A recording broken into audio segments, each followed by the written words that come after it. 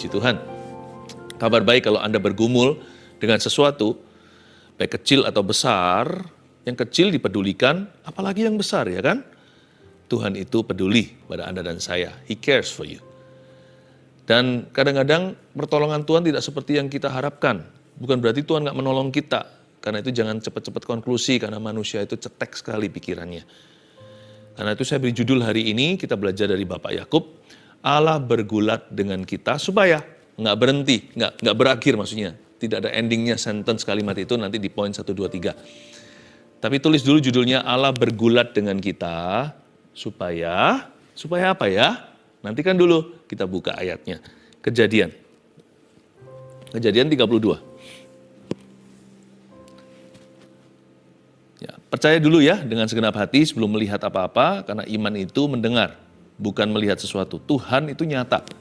Yakini dulu dengan segenap hati bahwa Tuhan itu real dalam setiap pergumulan kita. Nah, dalam cerita Yakub ini kita akan pelajari sesuatu. Kita lihat ayat 22, pergumulan Yakub dengan Allah. Pada waktu itu, pada malam itu, Yakub bangun dan ia membawa kedua istrinya, kedua budaknya, perempuan dan ke-11 anaknya, dan menyeberang di tempat penyeberangan sungai Yabok. Sesudah ia menyeberangkan mereka, ia menyeberangkan juga segala miliknya. Tunggu dulu, kapan sih malam itu? Ayat 22 bunyinya begini, pada malam itu Yakub bangun dan ia membawa kedua istrinya, kedua budaknya, perempuan dan 11 anaknya. Mereka rame-rame menyeberang tempat penyeberangan sungai Yabok. Yakub dalam transisi, tapi transisi itu membahayakan. Belakang ada Laban, dia nggak bisa pulang. Kan dia barusan meninggalkan kampung halaman mamanya. Yakub kan terbuang selama 20 tahun di situ. Dia kerja rodi, digonta-ganti salary. Yakub pergi hanya dengan pakaian yang melekat di tubuh beserta tongkat. Tapi dia kembali dengan ternaknya yang banyak. Tapi bukan berarti sudah enak atau nyaman hidupnya. Karena di depan dia menghadapi Esau. Orang-orang berkata, Esau datang nih, kokomu ada di depan sana. Ingat ya, Esau yang dendam sama dia, yang mau bunuh dia, makanya Yakub lari. Esau ini dendam kesumat karena diambil hak kesulungannya, ditrik lah ceritanya, ditipu daya. Nah, Esau ini bukan datang sendiri. Orang-orang Yakub memberitahu, kakakmu Esau datang dengan 400 orang, gagah perkasa semuanya. Waduh, ini kayaknya mau bunuh dia. Manusia kan pikirannya begitu. Dikit-dikit yang negatif itu muncul dulu. Manusia itu memang bakat iman, tapi iman yang salah. Coba lebih gampang berharap sama Tuhan atau kehilangan pengharapan? Ayo, mana lebih mudah? Beriman sama Tuhan. Beriman sama Tuhan itu butuh dengar firman. Nggak otomatis, manual. Tapi kalau kita kehilangan pengharapan, nggak usah dengar apa-apa, diam-diam sunyi senyap aja, tiba-tiba bisa kalap, panik, kalut sendiri. Manusia memang bakatnya Adam dan Hawa. Gravitasinya selalu menjauhi Tuhan, selalu lari. Daud nggak bisa lari nih.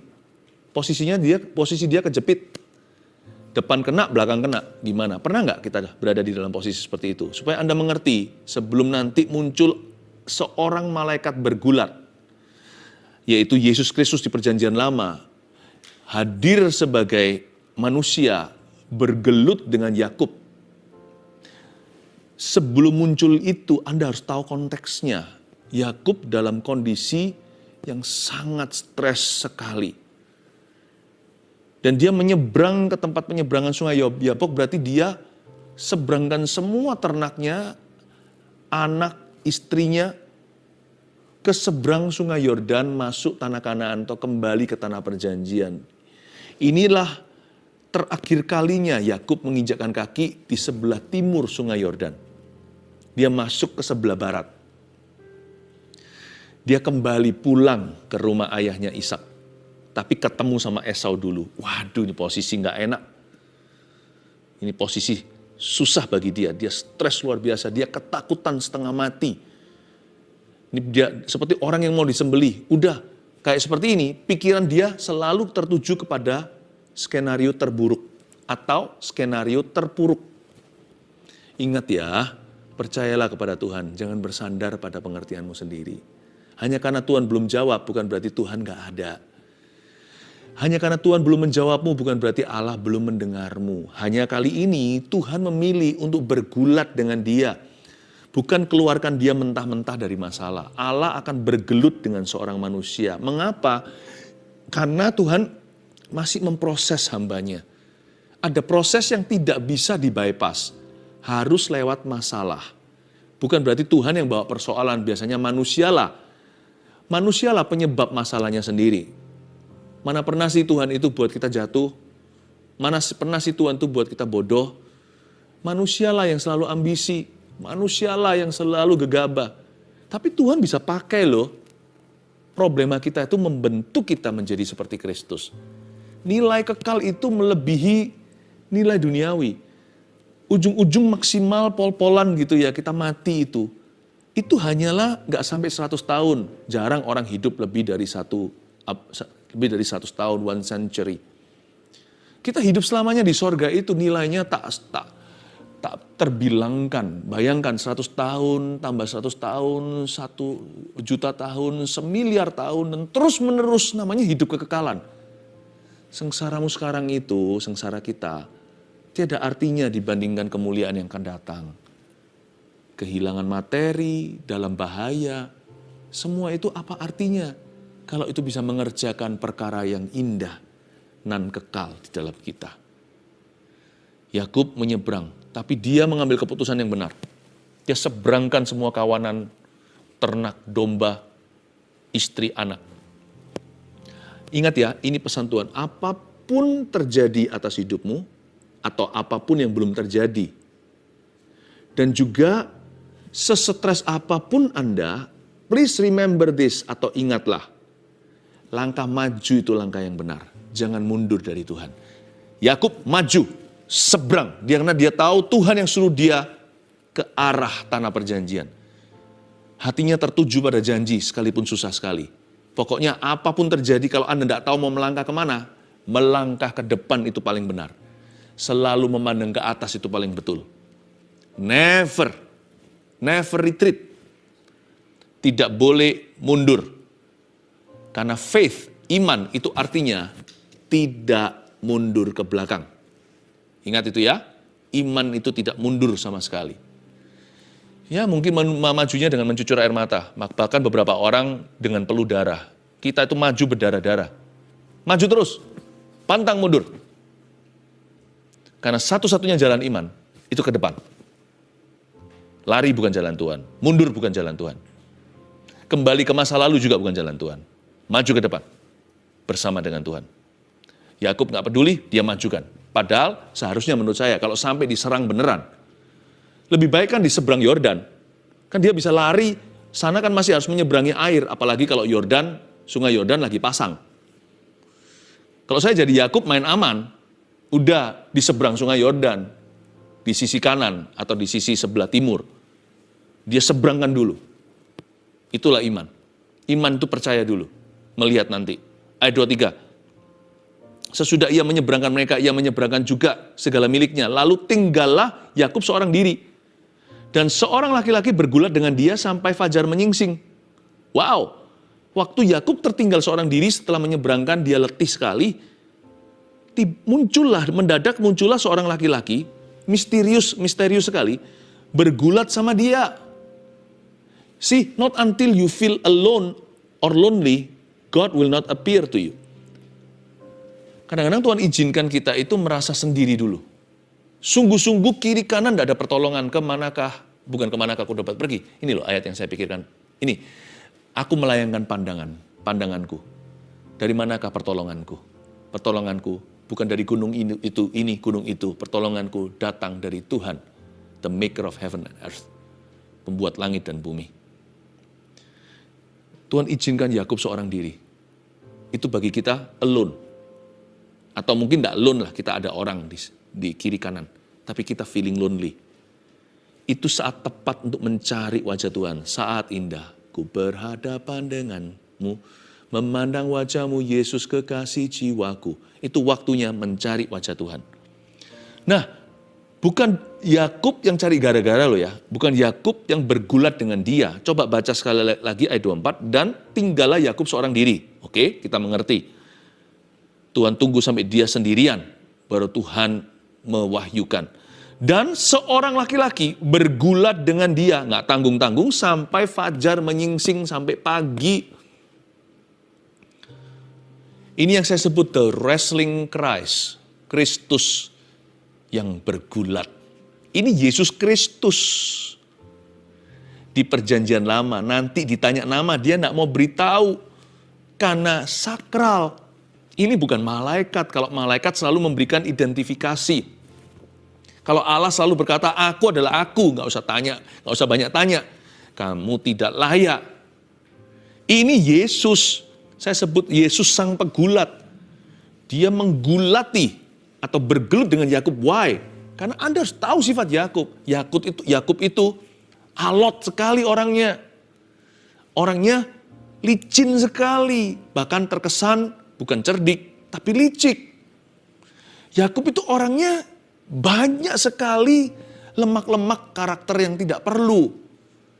Bagaimana dia bisa menjadi bapak Israel kayak begitu? Tuhan harus gelut sama dia untuk mengkikis kedagingannya. Karena selama ini dia merasa, aku loh pintar ngomong, aku ini pandai, selalu pintar, selalu bakat konspirasi. Apa yang aku mau, aku selalu dapat. Lu nggak kasih, gua curi. Yakub kan begitu. Koko punya hak kesulungan, aku trik. Aku akan jebak dia pakai kacang merah, semangkuk doang. Orang ini pintar sekali, lika-liku sekali. Dia kira Tuhan juga bisa digituin. Tuhan sini, dipegang di kerahnya. Sini Tuhan, bless me, berkati aku. Sini, help me. Sini Tuhan, answer me, jawab aku, tolong aku, berkati aku. Kali ini Yakub ketemu sama seseorang yang lebih hebat dan lebih kuat. Selama ini semua orang bisa dia manipulasi. Ketemulah sama Tuhan. Dan Tuhan kalahkan dia. Yakub ini orang yang terlalu banyak. Dia ini belum menyerah sama Tuhan. Ini orang bukan hanya berulah. Orang ini susah dipegang ekornya. Gitulah kata orang-orang zaman dulu. Maka Tuhan gulat dengan dia. Kasih dia sebuah pelajaran kasih. Kamu bisa memanipulasi siapapun. Tapi jangan lupa, aku ada di atasmu. Tuhan Maha Kuat, Tuhan Maha Tahu. Ayat 25, ketika orang itu melihat bahwa ia tidak dapat mengalahkannya, ia memukul sendi pangkal paha Yakub, sehingga sendi pangkal paha itu terpelecok ketika ia bergulat dengan orang itu. Masa sih Allah tidak bisa mengalahkan seorang manusia? Loh, Tuhan Yesus tidak. Tuhan Yesus di sini, di perjanjian lama, seperti seorang malaikat, dalam wujud manusia berjumpa sama Yakub. Ingat nanti ya, Yesus juga berjumpa sama Yosua sebagai panglima bala tentara Allah. Hampir-hampir sama Yosua diajak gelut. Tapi diberitahu, tanggalkan sepatumu, tempat kamu berdiri itu suci. Ketika ditanya, kamu kawan atau lawan? Dia tidak memberitahu. Karena dia tidak selevel dengan kita. Dia berkata, tanggalkan sepatumu. Ketika ditanya, kamu lawan atau kawan? Tanggalkan sepatumu. Langsung tahu. Malaikat tersebut bukan malaikat biasa dan tidak berada di liga kita. Waktu ini juga dia gelut sama Yakub. Nih, saya ajari kamu untuk menundukkan diri sama aku.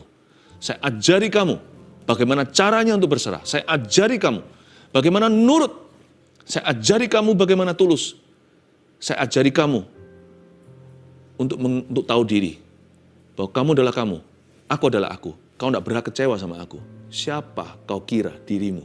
Wow, Tuhan datang gelut sama dia. Ayo, dibutuhkan persoalan kadang-kadang membuat orang keras itu untuk menunduk. Dibutuhkan problema untuk membuat orang yang hatinya itu lika-liku untuk bisa akhirnya seperti domba yang nurut sama gembalanya. Luar biasa ya. Dan orang itu nggak bisa mengalahkan Yakub, kok bisa? Karena Tuhan di sini tidak pakai kuasa supranaturalnya. Fisik manusia, gelut semalaman. Padahal Tuhan dengan mudah kalahkan dia. Buktinya ketika ia tidak bisa mengalahkannya dengan kekuatan manusia, Ini orang memang orang paling keras sedunia, kira-kira gitulah. Ini orang paling pengku, paling stubborn, paling keras kepala. Secara manusia daging dengan daging, Yakub nggak bisa kalah. Langsung Tuhan turun tangan. Tinggal disentil doang, dia pukul sendi pangkal pahanya, langsung pincang seumur hidupnya. Bayangin, hanya dipegang. Alkitab mengatakan di bahasa Inggrisnya, and he touched Jacob's hip. Tidak dipukul bahkan, just touch.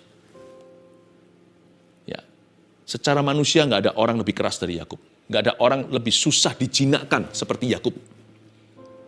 Ini kuda liar yang nggak bisa jinak sama sekali. Ya, anjing yang paling galak pun masih bisa jinak. Tapi kalau serigala itu hewan liar. Oh, jangan sampai makan tuan. Yakub adalah tipe orang yang beriman namun makan tuan. Tuannya itu mau dimakan.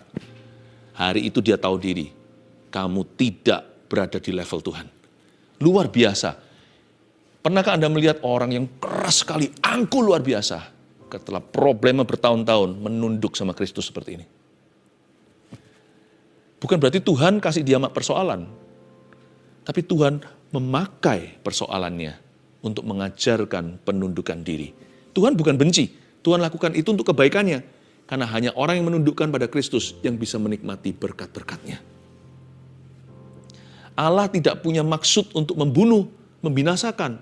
Itu iblis atau setan. Allah punya maksud mulia supaya memberikan orang itu masa depan penuh pengharapan. Versi Tuhan, bukan versi orang itu. Tuhan itu selalu memberi kita disiplin. Tongkat gadanya bukan untuk menghancurkan, karena aku tidak punya rancangan kecelakaan. Tapi aku mau menambahkan sejahtera untuk sekarang, bukan berarti problemamu hilang. Supaya dari sejahteraku ini, nanti ku bawa engkau pada masa depan yang telah kurancangkan. Tuhan itu izinkan. Tahu nggak, problema itu juga satu versi atau satu cara Tuhan bergelut dengan kita. Tuhan bergulat. Tapi semakin dia merasa dirinya kuat, bisa. Yakub ini kan percaya dirinya luar biasa, ini over PD sekali. Dia merasa semuanya itu bisa dirancangkan, semua itu bisa dengan otaknya. Ini memang pintar Yakub ini. Apa yang nggak bisa sih? Hak sulung pun gua curi. Laban pun gua kelabui. Saya kelabuin dia. Apapun bisa. Hari itu dia ketemu dengan seseorang yang tidak bisa dia kendalikan, tidak bisa dikontrol sama dia. Dipukullah pangkal sendinya. When you feel you are strong, he will defeat you. Waktu Anda merasa Anda kuat, dia akan mengalahkan. Dia akan memukul sendi pangkal pahamu. Dia akan mengizinkan kehidupan atau hidupmu mengalahkan dirimu. Tapi coba lihat ayat 26. Ya. Lalu kata orang itu, biarkanlah aku pergi. Sahut Yakub, kan dia sudah mau pergi nih. Biarkanlah aku pergi sebelum fajar ya, karena fajar telah menyingsing. Sahut Yakub, aku tidak akan membiarkan kau pergi jika engkau tidak memberkati aku. Kedengarannya masih ngotot ya, padahal enggak loh. Kalau Anda baca di Hosea 12 ayat 5, nggak usah dibuka. Di sana dituliskan bahwa Yakub itu dari kecil, dari kandungan belum bisa berpikir, sudah bisa pegang tumit kakaknya si Esau. Tapi kali ini ketemu sama malaikat, dia merengek. Alkitab mengatakan dia memohon kepada malaikat itu dengan siapa dia bergulat. Dia memohon kepada malaikat itu agar memberkati dirinya dan dia memohonkannya dengan mencucurkan air mata di Hosea. Kedengarannya masih ngotot, sahut Yakub kan? Ini bukan sahut-sahutan. Sahut Yakub di sini adalah erangan. Ketika dia berkata, Lord, dia menangis, I will not let you go. Dan dengan rendah hati dia berkata, bless me. Berubah tuh Yakub. Dari yang alot, keras, pengku, bersikuku, stubborn, sombong sekali, merasa bisa sendiri, nggak perlu Tuhan, Tuhan hanya tambahan. Wong aku pinter ngomong loh, fasilida, pinter otaknya, bisa memikirkan gimana caranya, strategi untuk mendapat yang kuinginkan. Wah, sehari itu dengan berserah dan dengan air mata kata Hosea, dia berkata, please don't go. Jangan pergi. bless me. Dengan air mata yang mulai berlinang-linang berkaca-kaca di kedua bola matanya. Dia memandang Tuhan dengan rendah hati dan menyahut begini, Lord, have mercy on me. Tuhan, kuserahkan jiwaku kepadamu. Berbelas kasihanlah. Wow. Kira-kira seperti itu gimana? Tuhan hajar dia kalau sudah demikian? Coba baca. Ya, ayat 27.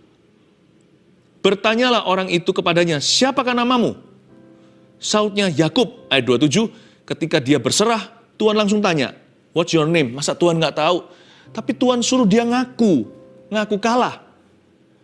Tuhan suruh dia ngaku salah. Tuhan suruh dia ngaku tak berdaya. Sahutnya, Anda bisa rasa nggak? Sautan kali ini penuh dengan getaran. Sautnya, ya, Yakub. Mau tahu kata Yakub? Yakub itu artinya, aku penipu.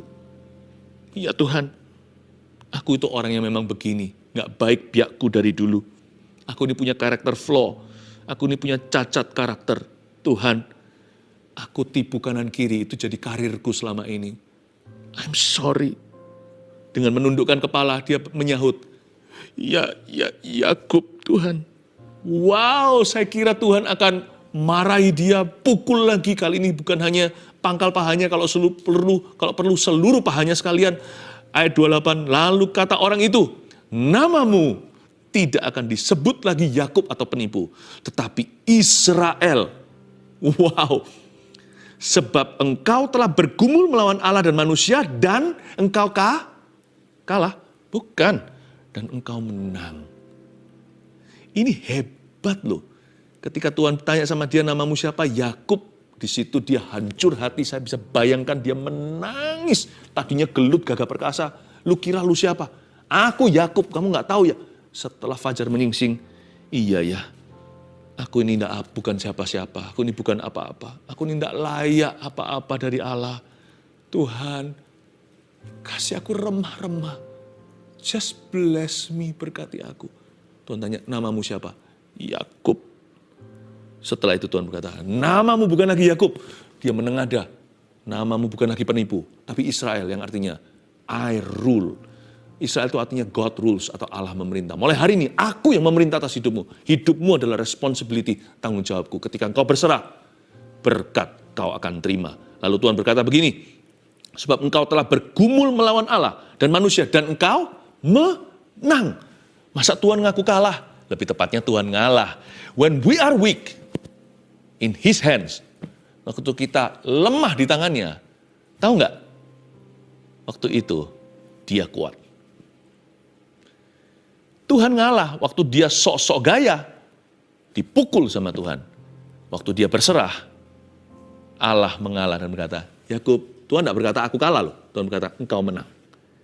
Pernah nggak kita lagi bergulat dengan anak kita, bercanda, main-main saja, ayah dan anak dan putranya biasanya. Saya punya 2 anak laki-laki, 1 anak perempuan. Kalau sama anak-anak cowok saya, wah gulat-gulatan. Kadang-kadang saya izinkan bukan kadang-kadang, selalu saya ngalah. Waktu mereka kecil, nggak mungkin lah mereka bisa menang sama saya. Saya orang dewasa. Tapi saya kalah, kalah. Wah senang mereka, yeay. Wah hebat kamu kuat, kamu menang. Untuk membangun rasa percaya dirinya. Don't worry, Tuhan akan membangun percaya dirimu nanti. Tugasmu hanya berserah. Nanti Tuhan akan berkata, you know, kalau Tuhan sudah berkata, tahu nggak? Wah, itu pewahyuan. Aku akan berbuat ini, aku akan lakukan itu. Tapi ketika kita marah sama Tuhan, Tuhan kan bilang, silakan, jalan sampai tabrak semua, nanti datang ke sini, saya selesaikan marahnya, tapi juga harus balut lukanya. Kan lebih pintar segera aja masuk ke hadiratnya. Datang aja dengan hancur hati dan berkata, Lord, I need help. Aku butuh pertolongan. Allahmu itu kuat. Dan Tuhan itu nyata dalam pergumulan kita. Hanya karena dia belum memberi kita mujizat. Jangan cepat-cepat ambil konklusinya. Ayat 29, bertanyalah Yakub, katakanlah juga namamu. Tetapi sautnya, mengapa engkau menanyakan namaku? Lalu diberkatinya lah Yakub di situ. Yakub menamai tempat itu Peniel. Sebab katanya, aku telah melihat Allah berhadapan muka, tapi nyawaku tertolong. Lihat siapa yang sebenarnya menang? Kan Tuhan. Tapi Tuhan ngalah. Gini loh, kalau kita itu lemah ya. Bukan pasrah yang gini loh ya sudah, mau apa? Bukan. Tapi berserah itu bukan begini. Bukan kehendakku yang jadi, tapi kehendakmu Tuhan. Terjadilah. Tuhan, aku butuh pertolongan. Tuntun saya. Aku tidak akan lepaskan Tuhan. Orang yang bisa ngomong begitu, Tuhan akan berkata, your life, my responsibility. Hidupmu tanggung jawabku. Dan Tuhan akan berkata, kamu menang. Nyawaku tertolong. Lalu tampaklah kepadanya matahari terbit ketika ia telah melewati Peniel. Dan Yakub pincang karena pangkal pahanya. Kenapa ya diizinkan pincang ya? Itulah sebabnya sampai sekarang orang Israel tidak memakan daging yang menutupi sendi pangkal paha. Karena dia telah memukul sendi pangkal paha Yakub pada otot pangkal pahanya. Mau tahu nggak? Saya mikir-mikir kenapa sih harus pakai dipukul pangkal pahanya segalanya? Supaya Yakub tidak merasa itu halusinasi. Orang itu bisa ragu suatu hari. Dia bisa berkata, itu asli atau mimpi ya? Karena pengalaman itu begitu real, begitu nyata. Tetapi tidak ada saksi kan. Jadi Yakub mikir, bisa aja suatu hari imannya lemah dan berkata, mungkin waktu itu hanya halusinasi aku. No, sama Tuhan dikasih tanda. Bahkan kecelakaan pun seolah-olah musibah, itu pun kasih karunia untuk dia ingat perjanjiannya dengan Tuhan saat itu. Yaitu, when you are weak, I am strong. Waktu kamu lemah, aku kuat. Tuhan kasih dia satu kepincangan. Kepincangan itu pun gentle reminder. Bahwa this was also real. Semua ini kejadian nyata. Bukanlah rekayasa pikiranmu, hai Yakub. Tuhan itu nyata dalam pergumulan kita. Dari waktu ke waktu, dari satu poin ke poin berikutnya, Tuhan akan kasih kita tanda. Bahkan secara fisik, bahwa Allah ada di sana. Pernah nggak kita mau lari dari Tuhan, tiba-tiba dicegah? Tiba-tiba aja, mendadak aja. Ada aja rambu-rambunya, entah kita ketemu siapa dan apa. Itu tanda-tandanya Tuhan, cepat-cepat mengerti. Itu kepincangan yang Tuhan kirimkan dalam kehidupanmu. Mau laju, dihentikan. Seperti ada remnya, ketemu itu, ketemu ini, kejadian itu. Allah itu bergulat dengan Anda. Kadang-kadang ada masalah yang langsung keluar, ada masalah yang harus sabar. Ya, sekarang saya jawab judul itu. Allah bergulat dengan kita supaya apa? Satu, supaya kita tidak mengandalkan kekuatan manusia. Jadi kalau Anda berada dalam problema berlama-lama, don't worry. Sehari demi sehari masalah hidup Anda. Setiap hari kan ada kesusahannya sendiri. Take it a day at a time. Percayalah, Tuhan itu sudah ada di ujungnya. Cuman hari-hari ini Allah masih bergulat dengan Anda. Nikmati prosesnya. Pastor Philip ngomong gitu, nggak pernah ngalami. Siapa bilang kita semua punya pergulatan sendiri? Ya, dan setiap hari kita harus nikmati prosesnya. Karena nikmati prosesnya pun masih sakit. Lebih payah lagi kalau kita nggak nikmati prosesnya. Karena prosesnya menyakitkan. Kalau kita nggak nikmat, double sakit. Nggak punya pilihan sih. Saya harus nikmati prosesnya Tuhan. Kalau nggak, saya bisa mati di tengah. Saya bisa kecolongan. Iblis bisa mencuri, membunuh, membinasakan. No, I must enjoy God's process. Even though, sekalipun proses itu sama sekali tidak enjoyable. Tidak nikmat. Siapa sih suka ketika diproses oleh Tuhan? Bukankah dikatakan di Alkitab, ketika Tuhan menyesah anaknya? Ya kan? Dan duka cita yang mendahului kemenangan itu di perjanjian baru. Siapa? Ketika seorang itu didisiplin sama Tuhan, itu tidak mengenakan. Tapi nanti coba bayangkan, tuaian kebenaran yang akan dia raup dalam hidupnya setelah masa-masa susah. Itu yang harus diperhitungkan. Kemuliaannya itu loh nggak sebanding dengan rasa sakit sekarang. Ya. Nah, yang pertama Allah bergulat dengan kita supaya kita tidak mengandalkan kekuatan manusia. Tuhan sedang mengkikis kedaginganmu dan kedaginganku. Kedua, Allah bergulat dengan kita supaya kita belajar berserah penuh kepadanya. Because in surrender and in trust is found God's blessing. Restu Tuhan itu dalam surrender kita, waktu kita berserah dan waktu kita percaya. Bedanya berserah dengan pasrah apa? Bedanya sini, berserah itu jodohnya percaya. Pasrah itu juga kayak berserah, tapi pasrah itu jodohnya nggak percaya. Yang membedakan berserah dan pasrah itu rasa percaya. Pasrah itu udah lepasan, udah nggak percaya. Berserah itu juga lepaskan, tapi lepaskan dalam percaya. I surrender all. Aku tahu Tuhan, aku lakukan bagianku. Tuhanlah yang menentukan. Bedanya di iman. Terakhir, Allah bergulat dengan kita supaya, ini tujuannya ya, catat ini, supaya kita diberkatinya dengan sifat yang baru. Tahu nggak nama Yakub diganti jadi Israel, dari penipu menjadi Allah memerintahnya? Disitulah Allah menjadikan seorang Yakub ciptaan baru. Masalah itu bisa mentransformasi kita. Ujungnya itu berkat materi bisa dikembalikan seperti Ayub. Bahkan orang-orang yang sudah mati pun Tuhan kasih replacement-nya. Nanti akan ada orang-orang baru dalam hidupnya. Tetapi coba Anda teliti dengan seksama. Orang yang keluar dari masalah dalam Tuhan ya, mereka akan punya sifat yang baru. Seolah-olah dapat nama yang baru. Yakub lewat pergulatan ini mendapat nama baru, jadi Israel. Sekarang, Anda nurut Yakubnya atau nurut Israelnya? Saya ini mau ikut manusia lama saya atau mengikuti manusia baru saya?